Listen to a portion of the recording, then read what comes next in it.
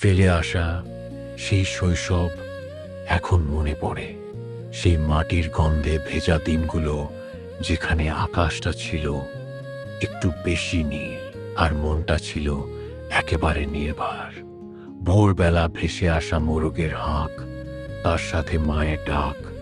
ঘুম ভেঙে যেত, মনের ভেতর থাকতো একটাই উত্তেজনা, আজ আবার কি খেলবো। যেই ভাবা সেই খালি পায়েই উঠোনে দৌড়, ঘাসের ওপর শিশির ভেজা পা, পুকুর পাড়ে বসে গল্প, কখনো কাগজের নৌকা ভাসানো, কখনো আম গাছ থেকে আম পাড়া।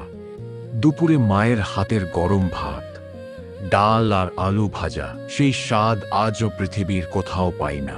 দুপুরে দিদার হাতের বানানো আচার, তারপরে বিকেল হলেই মাঠে ছুটে যাওয়া, লুকোচুরি, গোল্লা ছুট, কানামাছি খেলা, হারলে চোখে জল, জিতলে মনে হতো আমি যেন পুরো পৃথিবীর রাজা।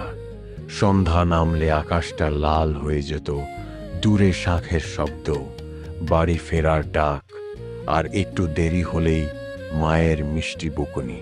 রাতে দাদু ঠাম্মার গল্প শুনতে শুনতে ঘুমিয়ে পড়া স্বপ্নেও যেন সেই খেলাধুলা, সেই হাসি, সেই নির্ভার জীবন। চোখে ছিল অনেক অবুঝ স্বপ্ন, যা পূরণ হয়নি। তখন বুঝিনি এই দিনগুলো একদিন স্মৃতি হয়ে যাবে। বন্ধুরা ছড়িয়ে যাবে আলাদা পথে, মাঠের জায়গায় হবে পাকা রাস্তা, আর আমরা ধীরে ধীরে বড় হয়ে যাব। আজ দায়িত্বের ভিড়ে দাঁড়িয়ে হঠাৎ কোনো পুরনো গান শুনলে বা মাটির গন্ধ পেলে মনটা চুপচাপ বলে ওঠে, ফিরে যেতে চাই শৈশব। তুমি কোনো সময় নয়, তুমি একটা অনুভূতি, যা হারিয়ে যায় না, শুধু লুকিয়ে থাকে হৃদয়ের গভীরে। আর আজ এত বড় হয়ে গিয়েও মাঝে মাঝে মনে হয় সব ছেড়ে আবার দৌড়ে যায় সেই ছোট্ট উঠোনে। কারণ জীবন যত বড় হয়েছে, মনটা তত ছোট হয়ে গেছে।